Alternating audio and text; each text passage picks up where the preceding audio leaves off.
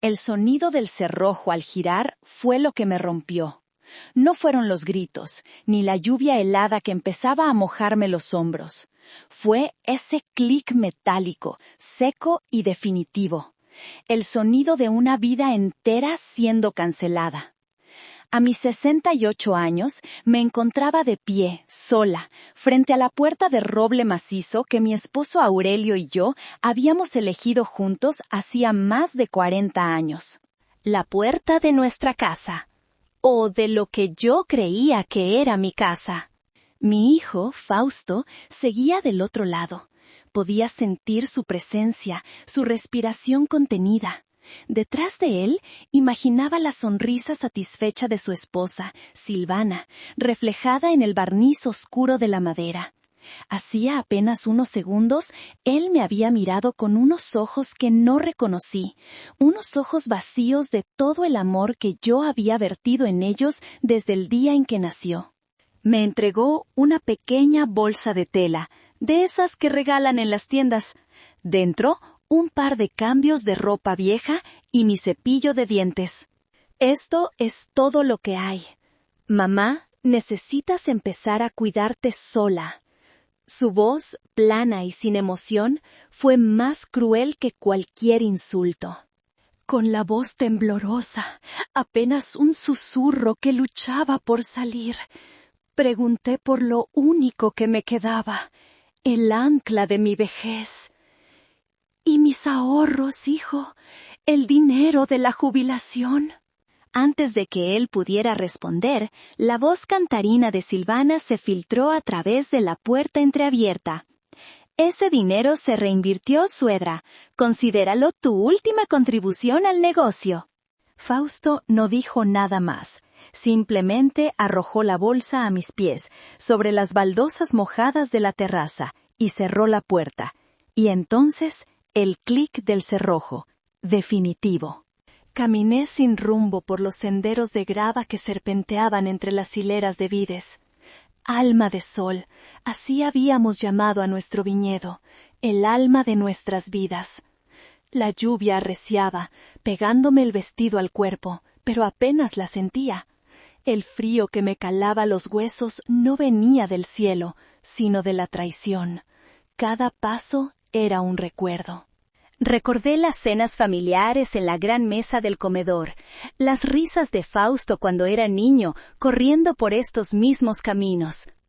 Recordé las noches en vela junto a Aurelio, revisando libros de contabilidad a la luz de una lámpara, soñando con el futuro. Él era el artista, el enólogo apasionado cuyo nombre era sinónimo de calidad. Pero yo era la estratega silenciosa. La que negoció la compra de nuestras primeras hectáreas, la que diseñó el plan de negocio que nos sacó de las deudas, la que vio el potencial en cada palmo de tierra. Me detuve y miré hacia la casa, una silueta oscura con una sola ventana iluminada, la ventana de su dormitorio. ¿Estarían celebrándolo? ¿Brindando con el vino que mi Aurelio había creado y que ahora ellos creían poseer? Un recuerdo, nítido y doloroso, me asaltó. Hacía solo unos meses, durante una cena, yo había presentado un análisis que me había llevado semanas preparar. El terreno contiguo al nuestro, propiedad de un viejo granjero, estaba a la venta. Tenía un pozo de agua natural, un tesoro invaluable en el Valle de Guadalupe, donde la sequía era una amenaza constante. Sería una ventaja estratégica, expliqué, extendiendo los mapas sobre la mesa. Silvana ni siquiera levantó la vista de su teléfono. «Ay, suegra, qué anticuada», dijo con un suspiro de aburrimiento.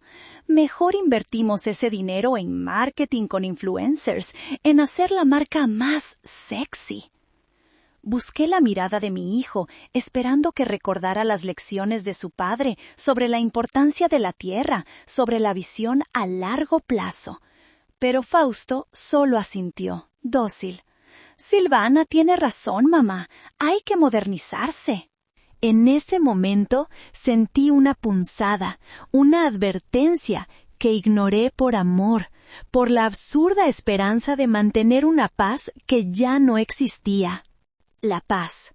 Cuántas cosas había sacrificado en su nombre, como cuando descubrí que la colección de premios de Aurelio, las medallas de oro y plata que atestiguaban su genio, habían desaparecido de la vitrina. Silvana, al ser confrontada, simplemente se encogió de hombros. Las guardé en una caja en el sótano, Inés. Acumulaban polvo y no combinaban con la nueva decoración minimalista. No la llamaba suegra cuando quería marcar su territorio. Me llamó por mi nombre, como a una extraña. No era solo una caja, era el legado de mi esposo, la historia de nuestra lucha, reducida a un estorbo para su estética de revista. Seguí caminando, con los pies entumecidos. La lluvia había creado pequeños riachuelos en el camino. Encontré refugio en la pequeña capilla que Aurelio y yo habíamos construido en el punto más alto de la propiedad, un lugar para agradecer por cada buena cosecha. Me senté en el frío banco de piedra, aferrada a la ridícula bolsa de tela. Fue entonces cuando recordé las últimas palabras de advertencia de mi esposo, dichas en voz baja una noche, mientras mirábamos las estrellas desde esa misma capilla. Inés, mi amor, eres demasiado blanda con Fausto. El mundo se lo va a comer vivo, o peor, su esposa lo hará. Lloré por él, por su clarividencia. Lloré por mi propia ceguera, por mi fracaso en proteger a nuestro hijo de su propia debilidad y de la avaricia de la mujer con la que se había casado. Y finalmente lloré por mí. Saqué mi viejo teléfono del bolsillo. Mis dedos, torpes y helados, apenas acertaban a marcar. Busqué el nombre de mi hermana, Adela. Cuando contestó, no pude articular palabra.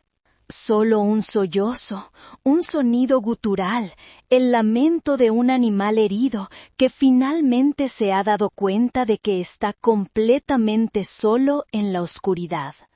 Adela llegó al amanecer. Su pequeño auto parecía un faro de esperanza en la penumbra gris. Me encontró acurrucada en el banco de la capilla, dormida de puro agotamiento. No hizo preguntas, simplemente me cubrió con una manta, me guió hasta el coche y condujo en silencio hasta su modesto apartamento en Ensenada. El calor de la calefacción y el olor a café recién hecho empezaron a descongelar algo dentro de mí. Le conté todo, las palabras salían a borbotones, una mezcla incoherente de dolor, humillación y rabia. El rostro de Adela, normalmente sereno, se endureció hasta convertirse en una máscara de furia. «Voy a volver allí ahora mismo», dijo, levantándose de golpe. «Le voy a decir a ese malnacido un par de cosas, y a su mujercita también». «No, Adela, por favor», supliqué, sintiéndome repentinamente exhausta. «No servirá de nada, solo quiero desaparecer». En ese preciso instante, mi teléfono sonó. El nombre en la pantalla hizo que mi corazón diera un vuelco. Licenciado Beltrán. Era el abogado y amigo de confianza de Aurelio. Dudé en contestar. ¿Qué más malas noticias podría recibir? Adela me quitó el teléfono de las manos y contestó. «Bueno, sí, ¿está aquí conmigo? Un momento». Me pasó el teléfono. «Es para ti». «Licenciado». «Señora Inés, lamento molestarla en estas circunstancias». Su voz era grave y respetuosa. «Sé que es un momento difícil. Solo para recordarle que se han cumplido los 6 meses del fallecimiento de don Aurelio. Es momento de ejecutar la cláusula final de su testamento». Me quedé en silencio. La cláusula final. Lo había olvidado por completo. En el torbellino de dolor tras la muerte de Aurelio, ese detalle se había perdido. Una cláusula que Aurelio había insistido en añadir en su última revisión, una que yo no entendí del todo en su momento. La derrota que me aplastaba se transformó en una chispa de fría y lúcida resolución. Ya no se trataba de la paz familiar, se trataba de justicia, se trataba del legado de Aurelio. Al día siguiente, Adela me acompañó a la oficina del licenciado Beltrán. Era un despacho antiguo, lleno de libros y con el reconfortante olor a papel y cuero. Beltrán nos recibió con una expresión solemne. Nos sentamos frente a su imponente escritorio de caoba. Él se dirigió a una caja fuerte de pared oculta tras un cuadro de un paisaje de viñedos. La abrió y extrajo un sobre grueso, sellado con lacre rojo. Aurelio era un hombre brillante, comenzó Beltrán, colocando el sobre la mesa. No solo como enólogo, sino como estratega. Veía las cosas que otros no veían, previó la posible influencia de la señora Silvana y la maleabilidad de su hijo Fausto. Explicó que Aurelio había creado un testamento dual, una obra maestra de previsión legal. El primer testamento, el que Fausto y todos conocían, le otorgaba a su hijo el control administrativo total del viñedo. Era una prueba, una última oportunidad para que Fausto demostrara su valía y su lealtad. Pero este segundo sobre contenía el testamento real, el definitivo, cuya validez entraba en vigor exactamente 6 meses después de su muerte. Beltrán rompió el sello de lacre con cuidado, desdobló el documento y empezó a leer, y con cada palabra el suelo bajo mis pies se solidificaba. No era una cláusula, era una bomba. El testamento declaraba que yo, Inés, era la única y absoluta propietaria del 100% de la empresa Viñedos Alma de Sol, incluyendo todas las tierras, la marca registrada, los edificios y las cuentas bancarias. Fausto, mi hijo, solo tenía derecho a un salario como gerente, un salario que, especificaba el documento, estaría sujeto a la aprobación y revisión anual de la propietaria, o sea, yo. Pero había más. Beltrán sacó otro documento. Y esto, señora Inés, es el golpe de gracia. Era el registro original de la marca Alma de Sol, de hacía más de 30 años. Aurelio la había registrado a mi nombre. Legalmente, yo era la cofundadora. Nunca fui su sombra, fui su socia, el cimiento sobre el que él construyó su arte. Las lágrimas que brotaron de mis ojos ya no eran de dolor, eran de gratitud, de un amor tan profundo que trascendía la muerte. Aurelio me había protegido nuestro legado. Miré a Adela, que sonreía con una ferocidad que me dio fuerzas. Luego miré a Beltrán. La mujer frágil y derrotada que había entrado en ese despacho había desaparecido. En su lugar estaba la estratega que había negociado con bancos y terratenientes, la mujer que había construido un imperio junto a su esposo. Licenciado, dije, y mi voz sonó firme, clara, como no la había oído en años. Prepare todos los documentos para una transferencia de poder inmediata. Quiero el control total para el final de la semana. Luego saqué mi teléfono. Marqué el número de Benicio, el gerente del viñedo, un hombre leal que había empezado como peón y a quien Aurelio y yo habíamos visto crecer. Le expliqué la situación en pocas palabras. Hubo un silencio al otro lado de la línea, y luego su voz, llena de emoción y alivio.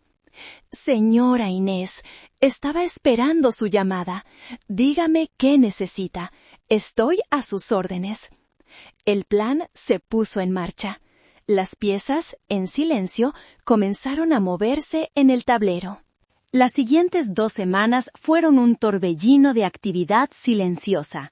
Mientras Fausto y Silvana jugaban a ser los nuevos reyes de Alma de Sol, yo, desde el pequeño apartamento de Adela, recuperaba las riendas de mi vida. Cada día, el licenciado Beltrán me traía documentos para firmar. Notificaciones a los bancos, cambios en los poderes legales, directivas a los proveedores. Cada firma era un paso más para reafirmar mi autoridad. Benicio se convirtió en mis ojos y oídos en el viñedo, informándome de cada movimiento. Me enteré de que Fausto, aconsejado por Silvana, estaba a punto de cerrar un trato desastroso. Planeaban vender la parcela norte, la más antigua y con las vides más preciadas, a un consorcio hotelero. Querían liquidez rápida para financiar el estilo de vida opulento que Silvana creía merecer. La idea de que un hotel de lujo sustituyera las vides que Aurelio había cuidado como a un hijo me revolvió el estómago. Esa noticia fue el combustible final que necesitaba. Era hora de actuar. Convoque una junta de consejo extraordinaria, licenciado, le ordené por teléfono. Mañana a las 10. Motivo: anuncio de documentos legales de suma importancia. Como usted ordene, señora Inés, respondió Beltrán. Pude sentir su sonrisa a través del teléfono. La mañana de la junta elegí mi atuendo con el cuidado de un general antes de la batalla. Un traje sastre de lino color marfil, elegante y sobrio. Me recogí el pelo en un moño bajo y me puse los pendientes de perlas que Aurelio me regaló en nuestro último aniversario. Cuando me miré al espejo, no vi a la anciana desvalida que habían echado a la calle. Vi a Inés, la dueña de Alma de Sol. Llegué a la sala de juntas 5 minutos antes. Benicio y el licenciado Beltrán ya estaban allí, de pie como una guardia de honor. Fausto y Silvana llegaron puntuales, con aires de triunfo. Silvana lucía un vestido rojo brillante que parecía gritar «¡Mírenme!». Fausto, a su lado, parecía más un accesorio que un socio. «¡Mamá, qué sorpresa!», dijo Fausto, con una falsa cordialidad. «¿Qué haces aquí? Pensé que esto era solo una formalidad». Silvana me escrutó de arriba abajo, con una sonrisa condescendiente. «¡Qué elegante, suegra! ¿Celebrando algo?». «Algo así», respondí con calma y tomé asiento en la cabecera de la mesa, el lugar que siempre había pertenecido a Aurelio. Fausto, por inercia, se sentó en la otra cabecera. El tablero estaba dispuesto. El licenciado Beltrán carraspeó y dio inicio a la reunión. «Gracias por su presencia. El motivo de esta junta extraordinaria es dar lectura a una disposición testamentaria final de don Aurelio, que entra en vigor a partir de esta fecha». La sonrisa de Fausto vaciló. Silvana frunció el ceño. Beltrán, con una lentitud teatral, abrió el sobre que contenía el testamento real y comenzó a leer. Leí el desconcierto en el rostro de mi hijo, que se transformaba en pánico a medida que las palabras del abogado llenaban la sala. Leí la incredulidad en los ojos de Silvana, que se abrieron como platos. Cuando Beltrán terminó de leer la cláusula que me nombraba única y absoluta propietaria, Silvana estalló en una risa nerviosa y estridente. «¡Esto es ridículo!», exclamó, golpeando la mesa. «¡Es una falsificación! Esa vieja está senil. Seguramente usted la manipuló». Yo no respondí. En lugar de eso, hice una seña a Benicio.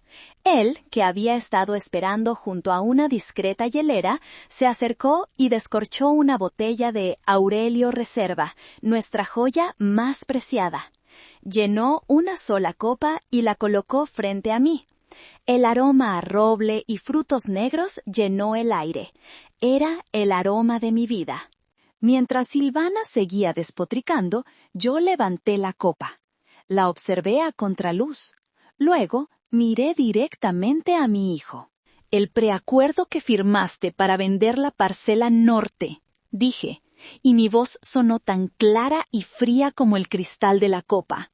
«Es nulo y constituye un fraude. No puedes vender lo que nunca, jamás fue tuyo». «¡Claro que es mío!», gritó Fausto, poniéndose de pie. ¡Mi padre me lo dejó a mí! Tu padre te dejó una prueba, Fausto, y la reprobaste, respondí. El licenciado Beltrán, con una sincronización perfecta, colocó sobre la mesa el registro de la marca Alma de Sol a mi nombre. Luego, la escritura de la propiedad original. La evidencia era irrefutable. El color desapareció del rostro de Fausto. Se quedó mirando los papeles, luego a mí, y por primera vez desde que era un niño asustado por una pesadilla, lo vi con miedo, miedo de verdad. Silvana, al ver su castillo de naipes derrumbarse, se quedó sin palabras, con la boca abierta en una mueca de horror. El silencio en la sala era total, solo roto por el suave sonido de mis labios al tomar el primer sorbo de mi vino. El sabor de la victoria. Silvana fue la primera en reaccionar. El shock dio paso a una furia descontrolada. Se levantó de un salto señalándome con un dedo tembloroso. Tú, bruja manipuladora, siempre lo planeaste, siempre lo odiaste, porque no era tan brillante como tu adorado Aurelio. Fausto, por su parte, se desplomó en su silla como si le hubieran quitado los huesos. Apoyó la cabeza entre las manos y empezó a balbucear. Mamá, yo no sabía. Ella me dijo. Pensé que era lo mejor para el negocio. Escuché sus excusas, el patético intento de culpar a su esposa, de victimizarse. Lo miré, y por un instante el amor de madre luchó por salir, el impulso de consolarlo. Pero entonces recordé el clic del cerrojo, el frío de la lluvia, la humillación. Y el amor fue reemplazado por una decepción tan profunda y helada como un invierno sin fin. Dejé la copa sobre la mesa con un suave golpe que resonó en el silencio. Me puse de pie. Tienen 24 horas para desalojar la finca, dije, dirigiendo mi mirada de Fausto a Silvana. La casa principal es propiedad de la empresa, y la empresa es mía. ¿Y de qué vamos a vivir?, gritó Fausto, levantando la vista, con los ojos enrojecidos por lágrimas de autocompasión. Me permití una pequeña y amarga sonrisa. Esa es una excelente pregunta, hijo. Es la misma que yo me hice cuando me cerraste la puerta en la cara. Caminé hacia la puerta. Tu salario como gerente, añadí, deteniéndome en el umbral, queda suspendido indefinidamente. Puedes volver a solicitar el puesto cuando demuestres que tienes algo de valor que aportar, además del apellido. Silvana intentó abalanzarse sobre mí, gritando obscenidades, pero Benicio y un guardia de seguridad que había estado esperando fuera la interceptaron con firmeza. La sacaron de la sala, pataleando y maldiciendo. Fausto se quedó allí, un hombre roto en una silla demasiado grande para él. No volví a mirarlo. Salí de la sala de juntas y respiré el aire fresco del valle. El sol brillaba sobre mis viñedos. Mis viñedos. Un mes después, la vida en Alma de Sol había encontrado un nuevo ritmo, uno que recordaba a los viejos tiempos, un ritmo de trabajo duro, respeto por la tierra y planificación cuidadosa. Con Benicio a mi lado, cancelamos los proyectos ostentosos de Silvana y reinvertimos en lo que realmente importaba: el sistema de riego, la renovación de las barricas y el bienestar de nuestros trabajadores. Mi hermana Adela se quedó conmigo las primeras semanas, una presencia tranquilizadora y llena de sentido común. Una tarde, mientras tomábamos un té en la terraza, la misma terraza desde la que había sido expulsada, sonó mi teléfono. Era un número desconocido. Contesté. Era Fausto. Su voz era irreconocible, un susurro quebrado. Lloraba. Se disculpó una y otra vez. Culpó a Silvana, a la presión, al mundo. Lo escuché en silencio. Cuando terminó, esperó una respuesta. Una palabra de consuelo, de perdón. Fausto, le dije con calma, las palabras son fáciles. Las acciones son las que definen a un hombre. Llámame cuando entiendas la diferencia. Y colgué. Me enteré por doña Cora, la vecina cuya curiosidad era más eficiente que cualquier servicio de noticias, que Silvana lo había abandonado la misma semana en que perdieron la casa. Al parecer, la vida sin lujos no entraba en sus planes. Fausto estaba viviendo en un pequeño apartamento alquilado en la ciudad, tratando de encontrar trabajo. Una mañana, mientras caminaba por el viñedo al amanecer, una idea que había estado creciendo en mi interior finalmente floreció. No se trataba solo de recuperar lo que era mío, se trataba de construir algo nuevo a partir de las cenizas, algo que honrara la verdadera alma de Aurelio. Esa tarde llamé al licenciado Beltrán. «Quiero crear una fundación», le dije. «La beca Aurelio e Inés. Quiero usar una parte de las ganancias del viñedo para apoyar a mujeres jóvenes que quieran estudiar enología y agronomía. Quiero que el futuro del vino en este valle también tenga rostro de mujer». Los meses pasaron. La primera cosecha bajo mi nueva dirección fue excepcional. Alma de Sol volvió a ganar premios, pero esta vez era yo quien subía al escenario a recogerlos. Cada aplauso era una reivindicación. Fausto siguió llamando. Dejó de llorar y empezó a hablar de sus errores, de su ceguera, de cómo ahora entendía el valor del trabajo duro. No le ofrecí volver, no todavía, pero un día le dije que había un puesto de peón disponible en la cuadrilla de poda. Si quería empezar de cero, de verdad, la oportunidad estaba allí. Aceptó. Lo veo a veces, a lo lejos, trabajando bajo el sol, con las manos sucias de tierra. Es un largo camino, y no sé si algún día lo recorrerá por completo, pero por primera vez en mucho tiempo está caminando en la dirección correcta. Ahora, cada atardecer, me siento en la terraza con una copa de vino. Miro las hileras de vides que se extienden hasta donde alcanza la vista, un mar verde y próspero. Pienso en la mujer que temblaba de frío en una capilla solitaria, creyendo que su vida había terminado. Y sonrío, porque no había terminado, solo estaba comenzando.